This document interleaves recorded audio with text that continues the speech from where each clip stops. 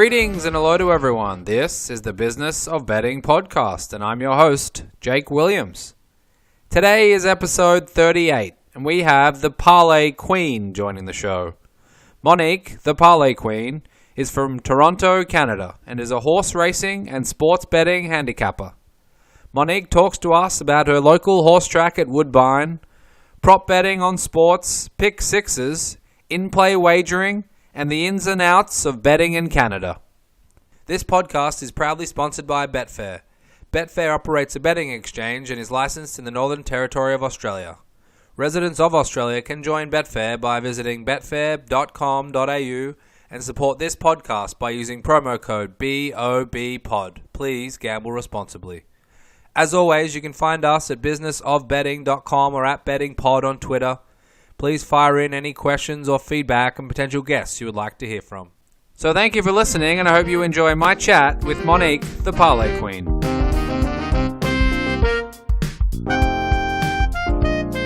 Today I'm joined by the Parlay Queen. Monique, thank you very much for joining me. Thank you so much for having me. I'm super excited to discuss everything. So where are you from originally? Where did you grow up? Where's the accent from? For those Aussie listeners who are interested. I was going to say, I should be the one asking you about the accent. I've grown up in my whole life, Toronto, Canada. Okay. And when did you start in the betting, sports, horse racing industries? I know you're a horse racing fan, and we'll get to that. And I know you like your sports as well. But where did it all start out for you? Well, I've always grown up around the track and betting in general. Sports were always on, and I've always been a huge perfectionist. So that's one of the things which have always driven me to sports betting in general. I love the thrill of placing a bet and seeing the reward from putting in the hard work. So sports betting and capping are, I would say, an ever-evolving game. So I love that no two events are the exact same, and there's always a different angle or a new approach to take. So I've always loved that competitive aspect of it. So what was it like when you first were exposed to handicapping, or capping as you say, and horses? Were you very, very young, or did you sort of catch on in your teenage years? What was the first few experiences you had with horses and betting on them? Well, I mean, I grew up at the racetrack pretty much. My dad had a couple standardbred, which is totally different style than thoroughbred, and I mean it's probably more of a North American thing, but he grew up with a couple horses, so I've always loved betting in that sense. I placed a couple wagers very, very young, and they were more simplistic. It would be just the way a horse looks or a number or stuff like that. But the earlier days for me were actually surprisingly a lot more parlays and just looking to bet small and cash big. I was enticed by those futures where you only need to put in a little bit to try to yield a big return. It was a lot less competitive, the sports betting scene. You didn't necessarily see the line movement you do now when they're constantly changing. And nowadays, if you don't find something you like, you can shop around for a line that's more what you're looking for. And discipline for me now is everything, and not trying to force a spot or force a bet. Okay, and back at the track, were there bookmakers everywhere, people, in the grandstands watching horses? Was it wildly popular, or was it sort of going a little bit out of vogue as it seems to be nowadays? Yeah, it kind of was like that. I mean, obviously on the bigger days, people will all come out. People want to be out for events in general. So having that is cool. Like the marquee events, like for me, I grew up about 10 minutes away from Woodbine, where they run, like I said, standardbred racing, pretty much the whole entire year. They go to a different track, which is like 10 minutes away, but it's under the same circuit. And then the thoroughbred racing was pretty much the summer months, but it was recently now where they run the whole year, which, I mean, it's daunting, and it's a totally different handicapping style, but people will come out for the big days. But yeah, it's definitely dying down. But the convenience of being able to bet from your phone or bet online, it's just, it doesn't really see the same crowds it used to, where you had to bet at a track or an OTB.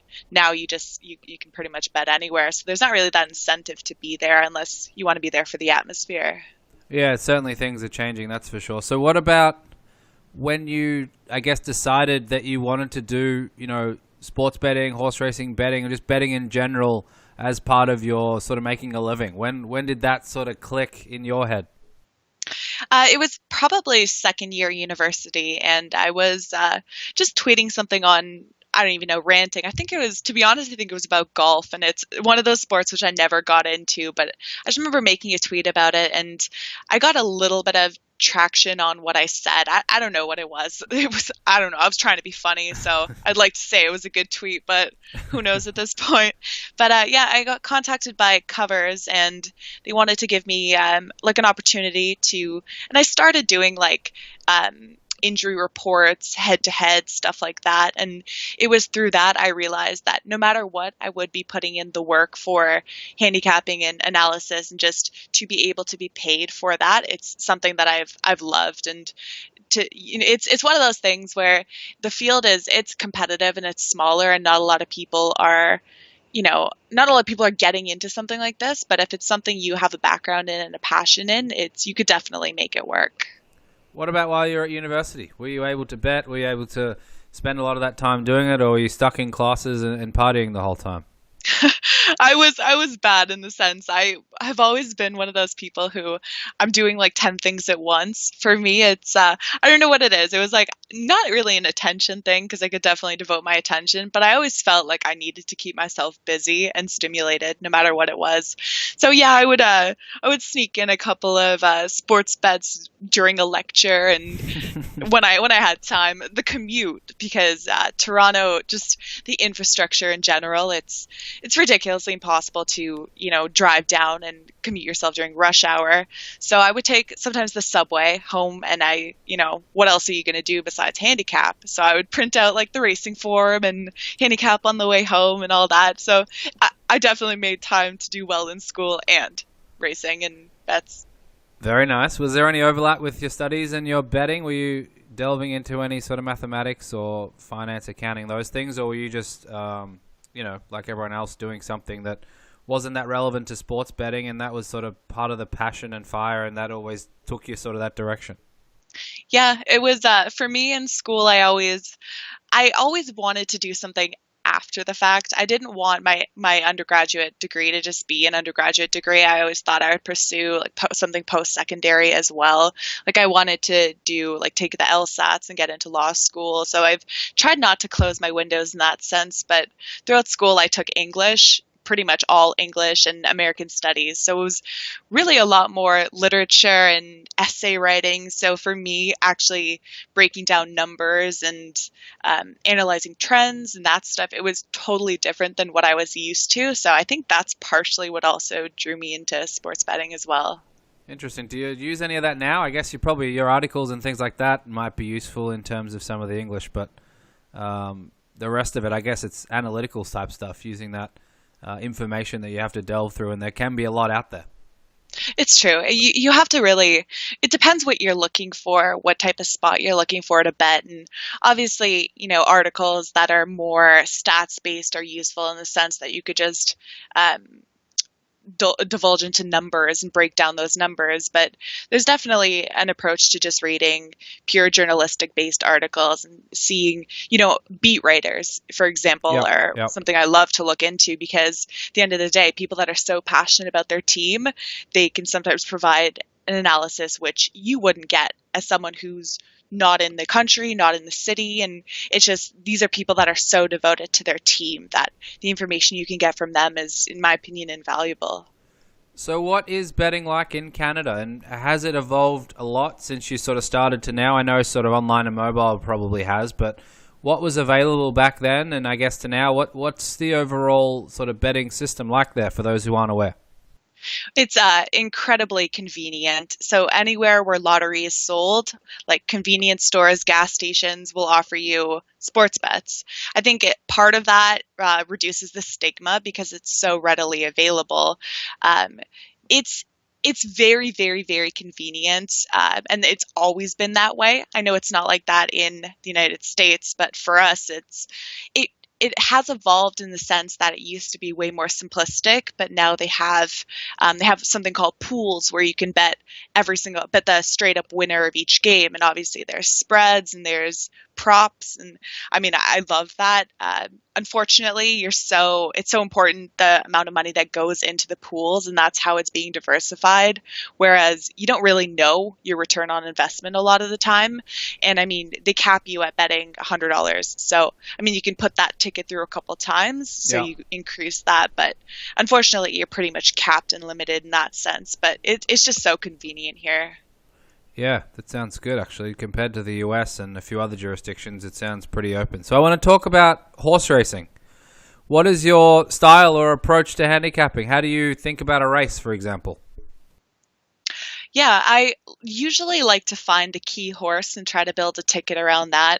For me, price does not matter because you can always change the base of your wager to potentially yield a higher return. A lot of people are very anti betting the chalk. And for me, at the end of the day, if that's who you think is going to win the race and you think there'll be long shots beneath the horse, so finishing second, third, or fourth, or just in like a pick 4 or pick 5 wager, you can definitely make money in that sense. I think my approach is to bet races where the purses are higher. I tend to find that the effort is usually there, and horses tend to run more true to form. Conversely, I also like maidens and first-time runners because you can usually decipher a lot out of future clues from breeding lines, workout times, and what you can physically see. The public tends to back the big name trainers and expensive purchases rather than try to decipher who will excel at the distance. So for me, I tend to bet the big money races, so like the derbies and grade 1 races, but there's a lot of money to be made in betting maidens and first time starters. Absolutely. And did you sort of go through the whole sort of Bill Benter years and the rating systems and all that sort of stuff, or were you just going in and analyzing that race, those horses, that information, and putting it all together, I guess, on paper or in your head? I try to do more research, which isn't necessarily available in the past performances. So for me, I like to rewatch races. I think it's really important because at the end of the day, when you see a line that a horse has ran, you don't necessarily see the full picture. You can kind of see if they ran into some traffic trouble, were forced too wide. You can kind of see that. But when you watch a race, you can pretty much decipher all the things and read in between the lines. So I love that aspect of it. And yeah, people are betting for the most part, whether it be a named trainer or something that they know. People are betting based on the past performances. People aren't really putting in, I mean, some are, and I think you get rewarded for that. They're not really putting in, I would say, the effort required to, catch a huge price or, hit a huge exotic wager. So I think that the more effort you put in, the more you'll be rewarded in that sense. So what percentage of your time and effort and energy goes into betting on horses? Is it more of a, fun pastime that you sort of engage in when you can and you focus more on sports, or is it still a primary sort of focus is handicapping horses? It's tough. For me, like I said, I like to bet when the races are a lot more competitive. So you don't get that pretty much the whole year round, which sucks in that sense. Yeah. But it's I try to at least, like, I'll look at it on the weekends because I like when the pools are bigger. I don't want to be one of those people that are betting hundreds of dollars into $1,000 pool. I mean, what are you really expecting in that sense? So I do look over it usually Thursday night, and I'll try to handicap the Saturday and Sunday races because that's when I find the pools to be the biggest and most people paying attention to racing in that sense. But yeah, it's a weekly thing for me still. And are you focusing like Toronto and you mentioned before standard breds? Or are you looking more broadly all of Canada, the US? To what extent can you sort of indulge in handicapping? Well, for me, I bet through Horse Player Interactive, which is like the American equivalent would be like TVG or stuff like that. For me, there's just so many different races. You can pretty much bet any track, but I'm most comfortable with the North American racing scene. Toronto betting, I've never been that big of a fan of, to be honest. Woodbine, I find, I do love their turf course, and that's one of the best in North America. I do tend to find that I love when races are more competitive and the purses are smaller here and the field size is a lot smaller. So for me, my main tracks would be like Santa Anita or Del Mar. I love the California circuit, or Belmont.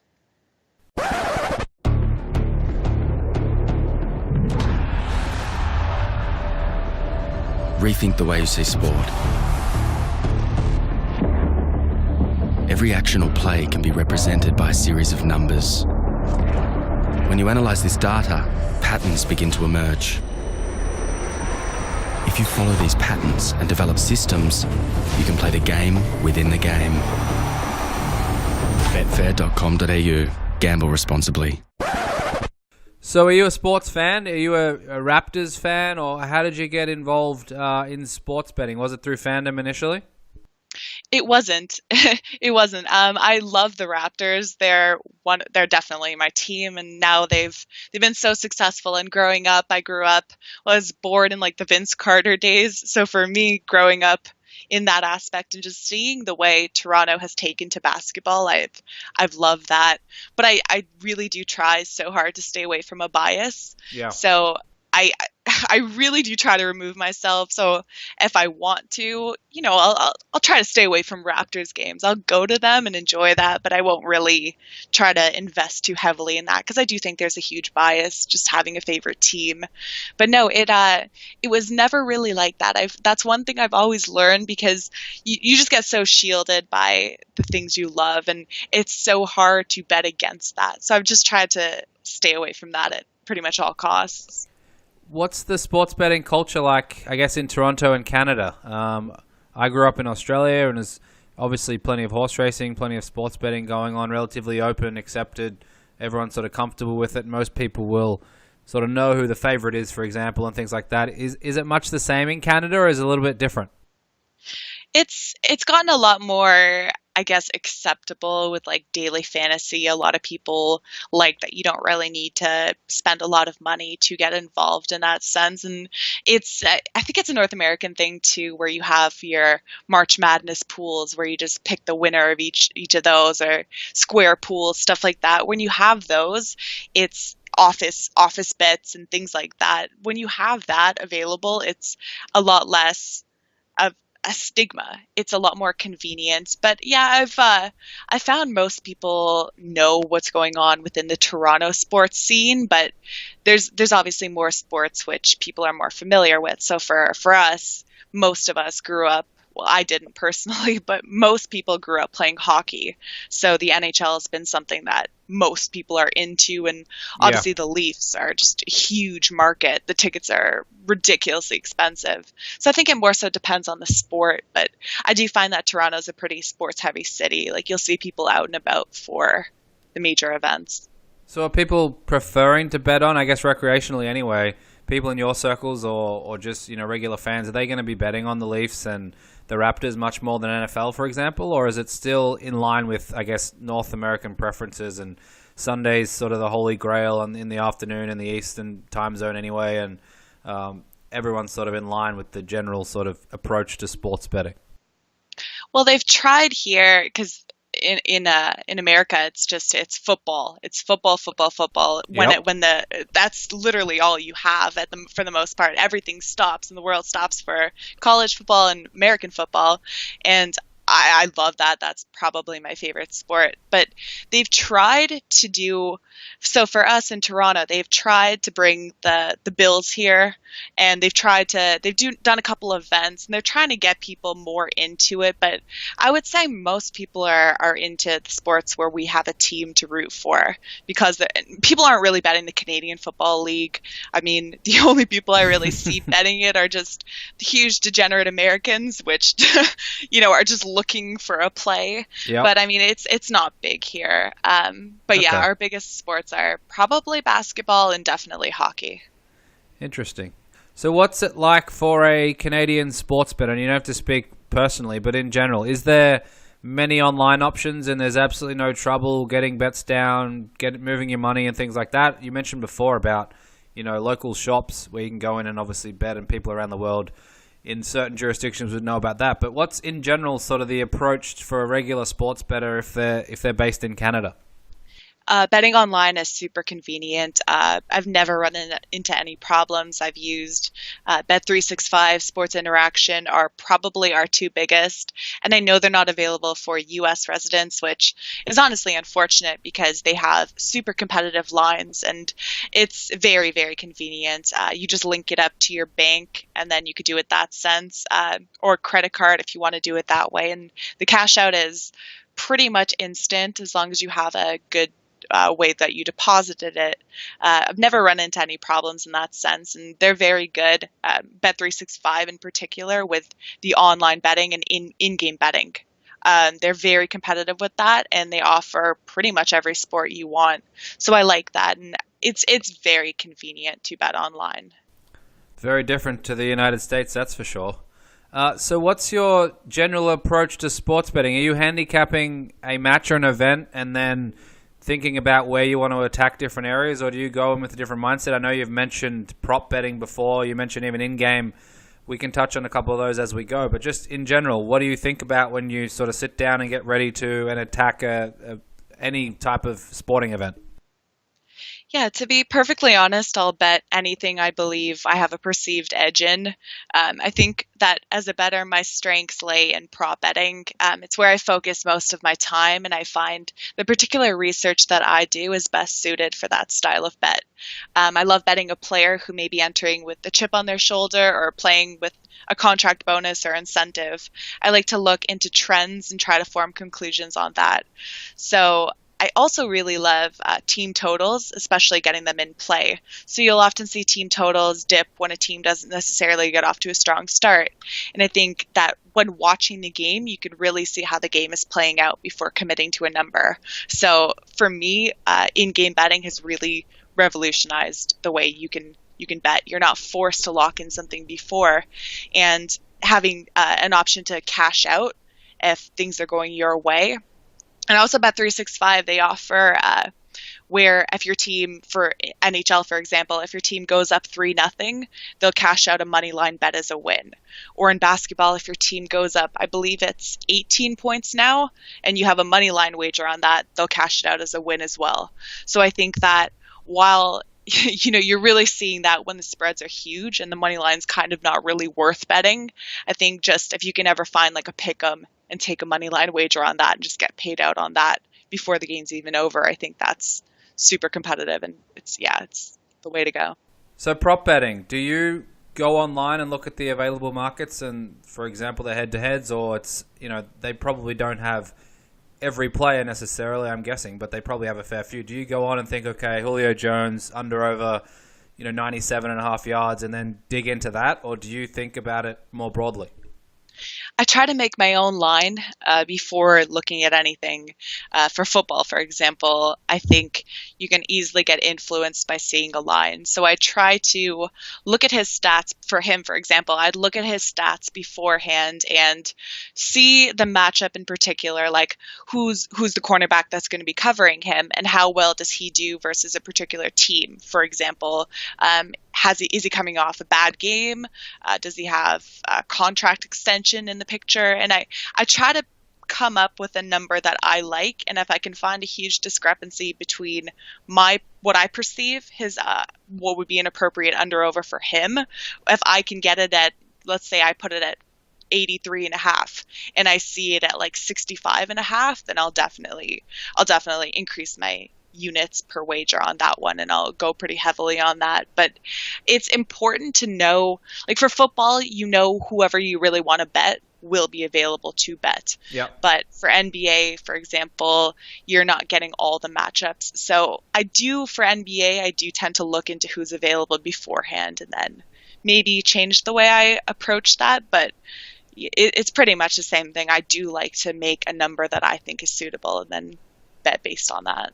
Do you find that the numbers that they're putting out are pretty good, pretty competitive? I guess with DFS and, projected fantasy points and things like that, there's a lot more work going into those fantasy scores, and therefore you can often extrapolate out and figure out what the yards total might look like. Are you finding that there's still a fair bit of an edge because they're not sort of high volume markets, let's put it, so there's probably not as much time and effort going into them, and you can get 10 10-yard differentials, for example, on receivers, or is it pretty tight?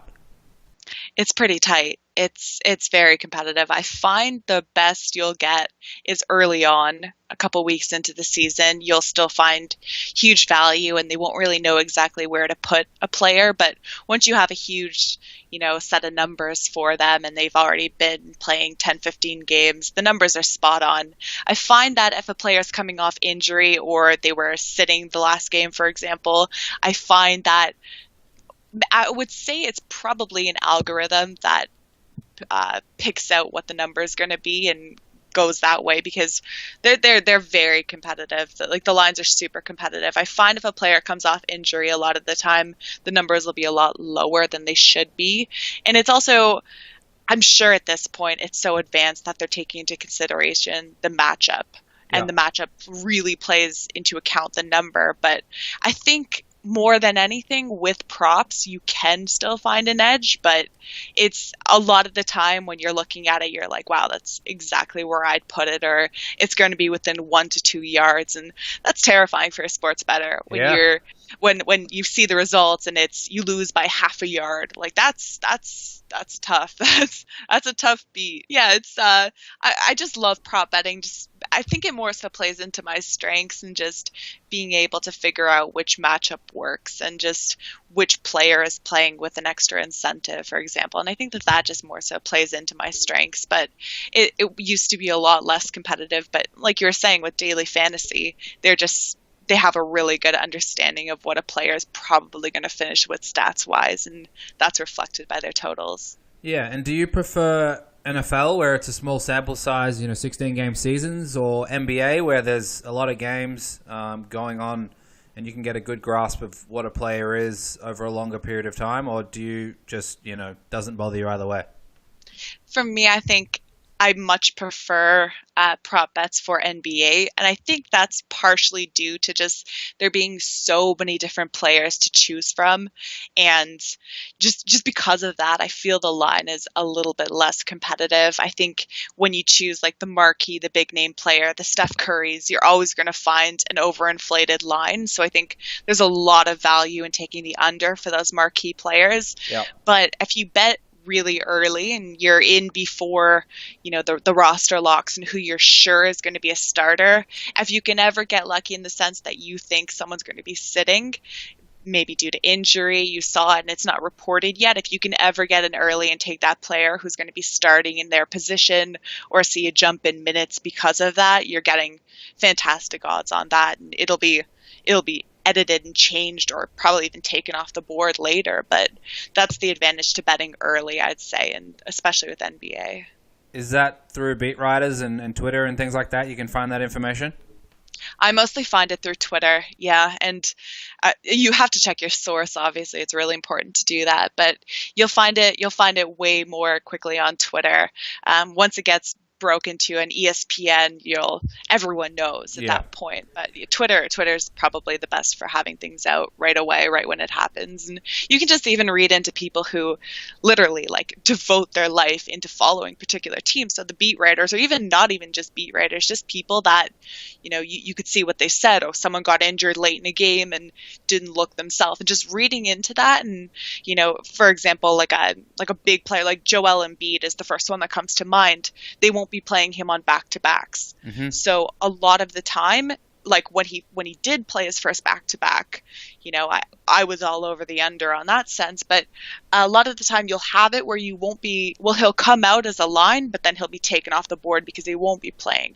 And when he's taken off the board, everyone else's numbers will go up. So betting in early, even if you don't want that particular player, there's that huge advantage in that sense. Yeah, absolutely. And what about content-wise?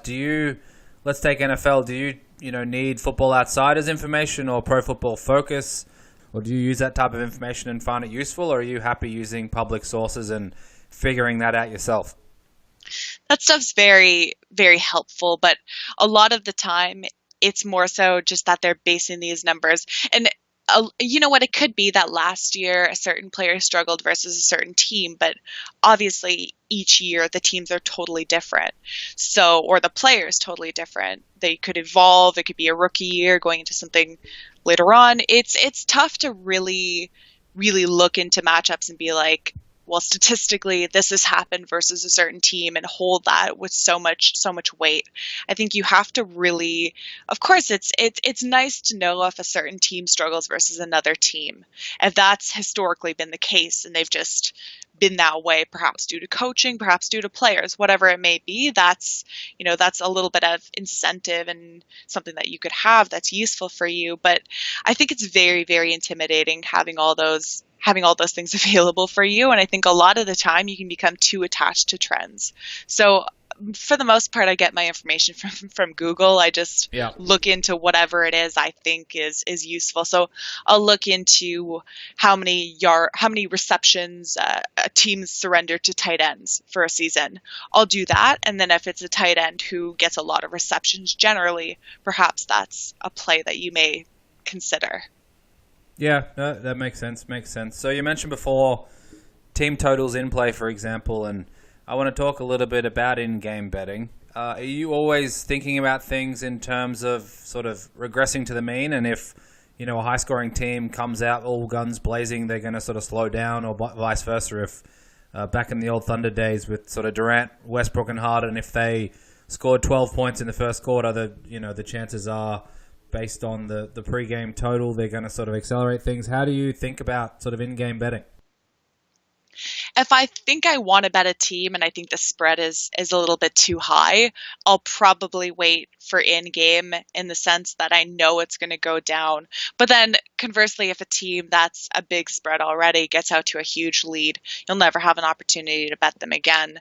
I do love to see the way a team's playing. So if they're playing really careless with a bunch of turnovers early, if they're forced by the opposition, I tend to lean towards, I won't hold that much weight. I'll think that a defense is just playing better than perhaps their stats, or they're just playing better. But if a team's playing very careless and you could tell the incentive or the drive is not there, I'll probably stay away from that one. I never used to bet NBA, for example, or NHL, where there's so many games in a season. I would kind of wait till the postseason to bet. So now that I am actually betting on a daily basis, I'm very, very picky in my spots. And when I'm in-game betting, I'm really looking towards, the long term. Like, does this game hold that much meaning to a team? Like, if they get down 20 points early, are they still going to have that drive to come back after that deficit, or are they just going to be a team that's going to pull their starters and perhaps wait until next day, or if they're on a back-to-back, or just how much of an incentive is it for them to get that win? Whereas when it's closer to the end of a postseason or in the postseason, obviously no starters are getting pulled. They're going to have that motivation to play out of their mind or play closer to what you think their potential is.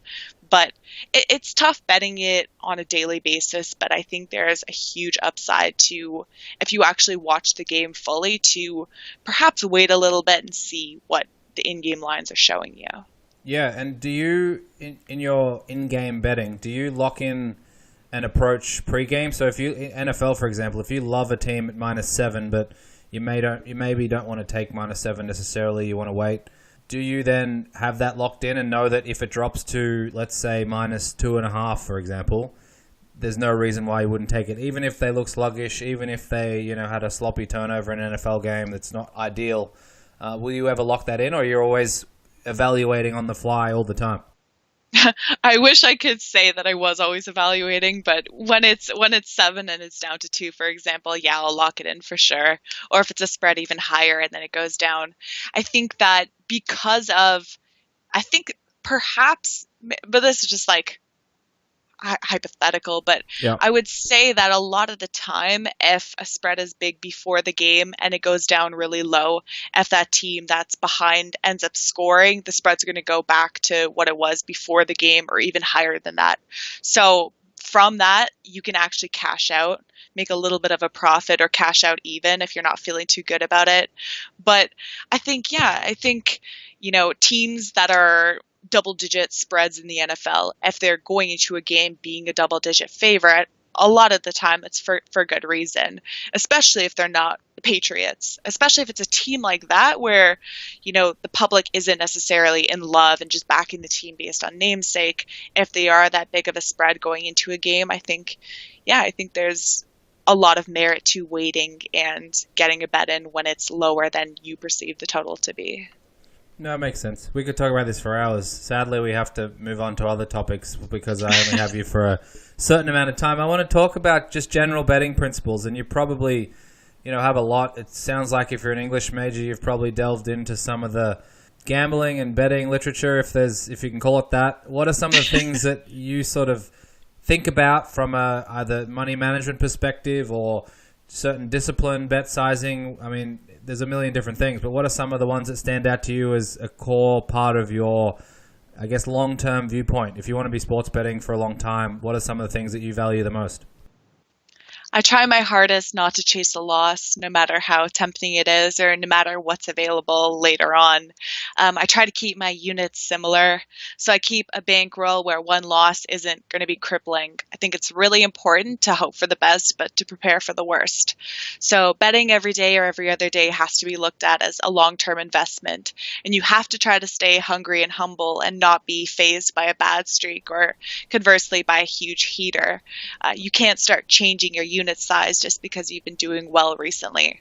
So I think obviously discipline is key, not forcing wagers and just sticking to what you know. If your niche or whatever it is, there's going to be a bet available for you.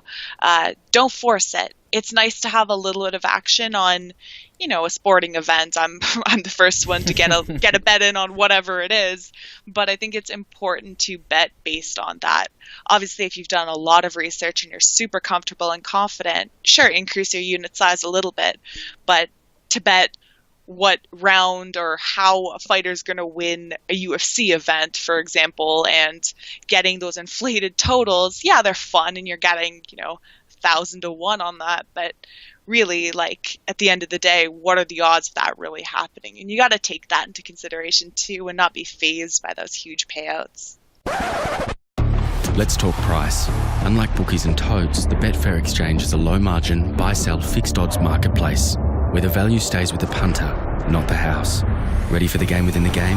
Join betfair.com.au. Gamble responsibly.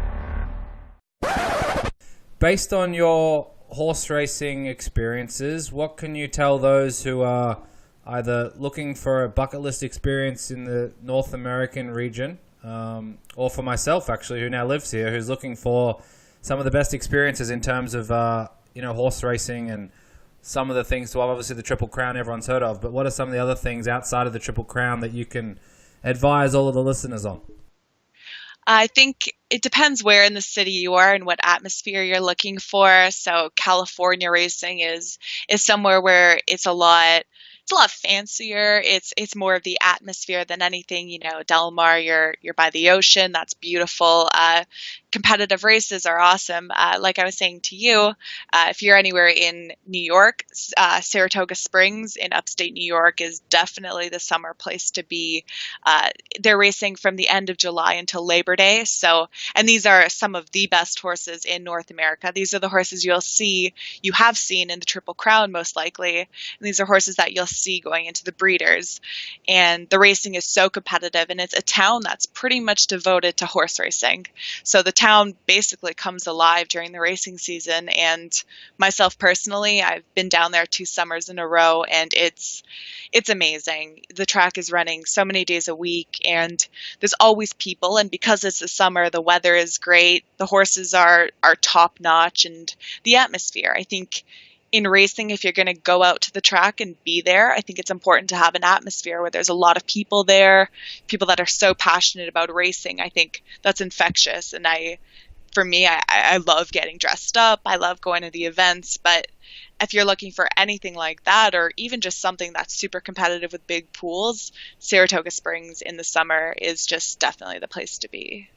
That goes on the bucket list then. I've heard of a few different places, but Saratoga keeps coming up, so I'll definitely add that. Before I let you go, I want to talk a little bit about what you're doing with covers. You mentioned you started out at university. What are you doing with them now? What are you doing sort of publicly? I know you're pretty popular on Twitter and gambling Twitter, and we don't have time to get into that beautiful discussion, but take us through some of the stuff you're doing publicly now.